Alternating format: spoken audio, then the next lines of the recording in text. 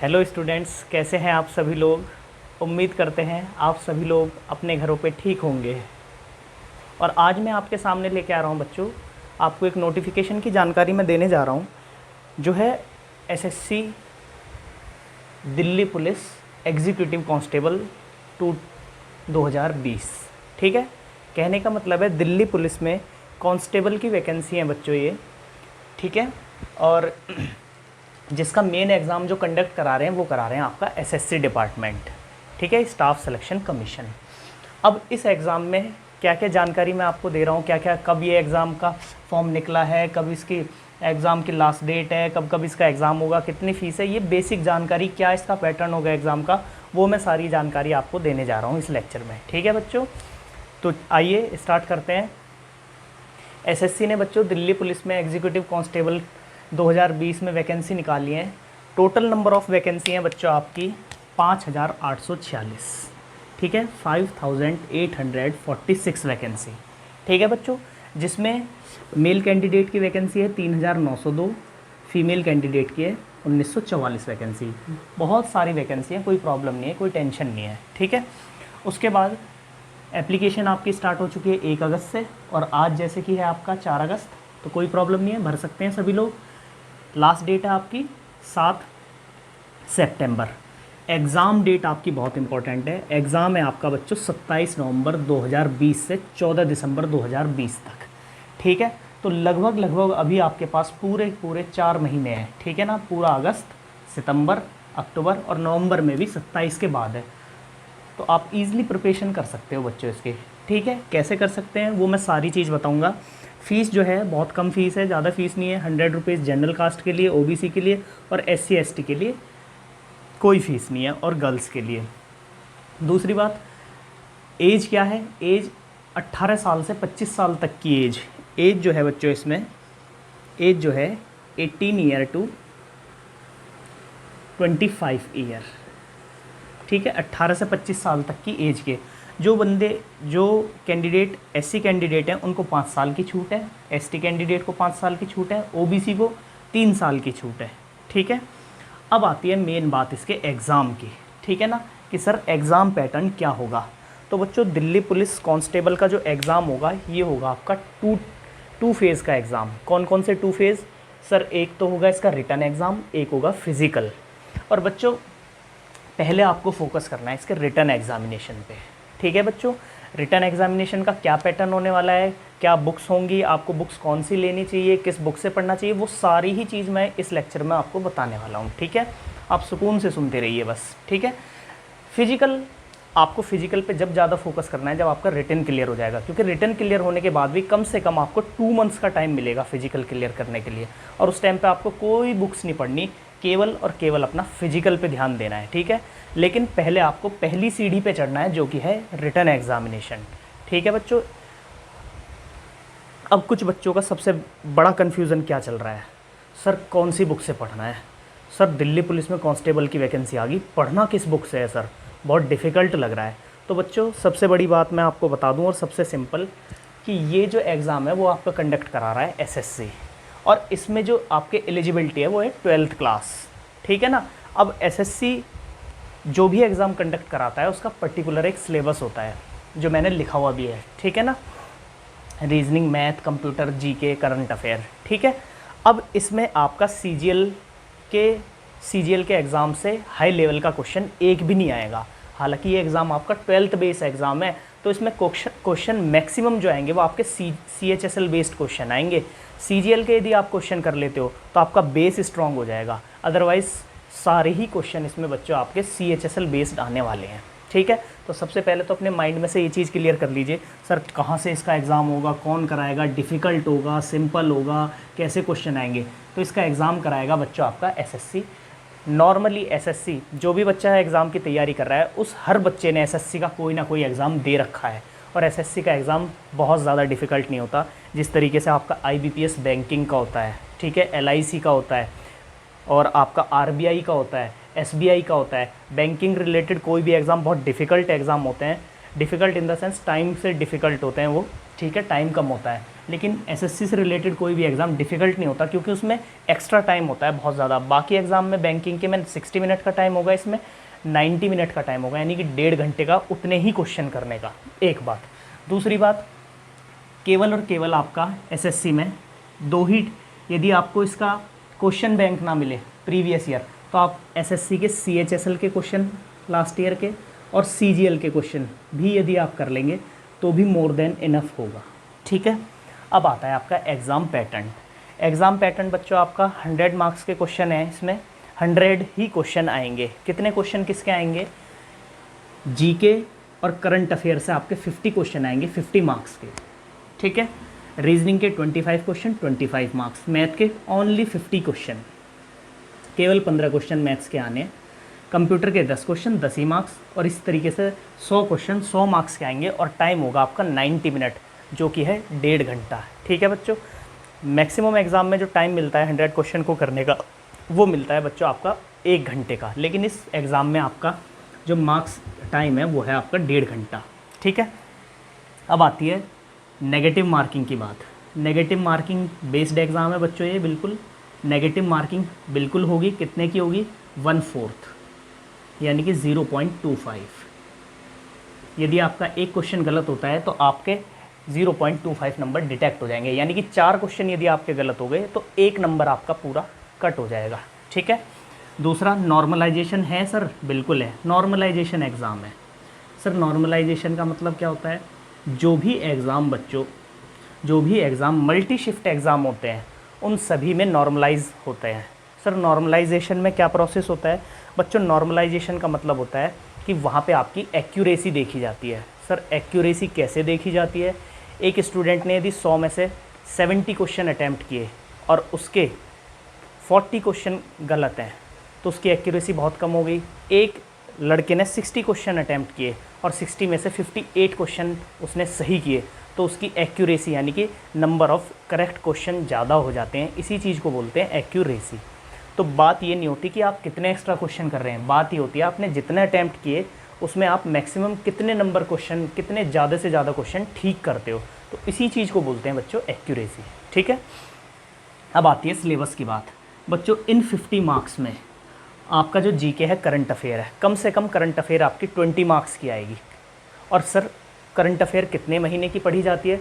तो कम से कम पिछले 3 से 4 महीने की करंट अफेयर आती है। 5 महीने की पढ़ लीजिए, कोई प्रॉब्लम नहीं है।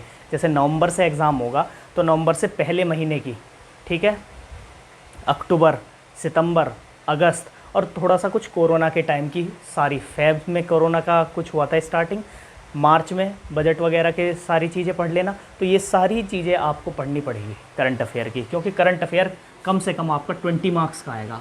अब 30 मार्क्स का आएगा आपका जीके।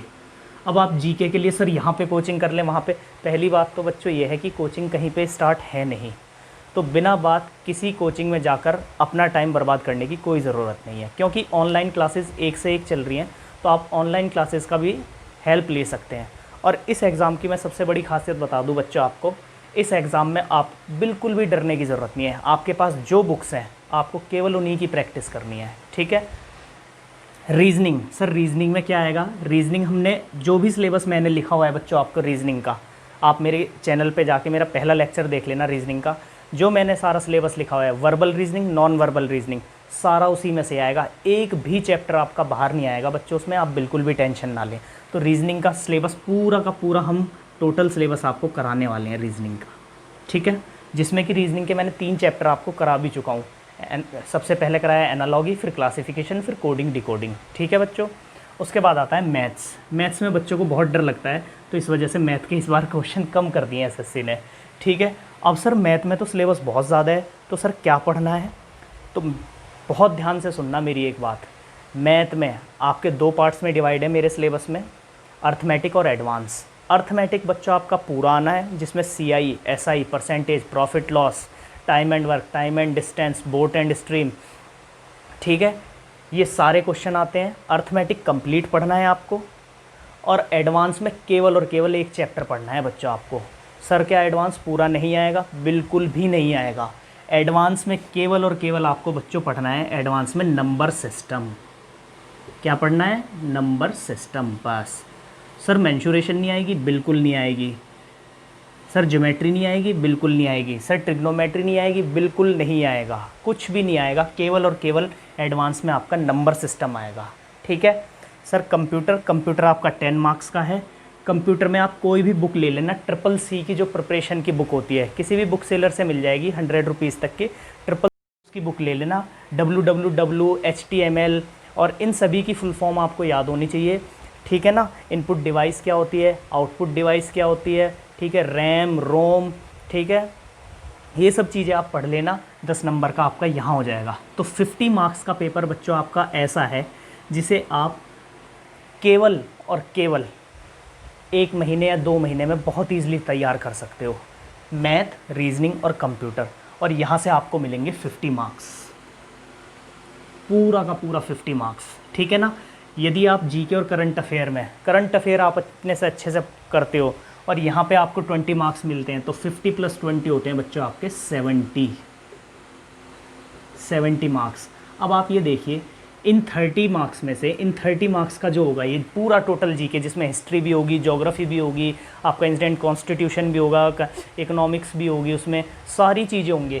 क्या इन 30 मार्क्स में से आप 15 मार्क्स नहीं ला सकते? सर बिल्कुल ला सकते हैं।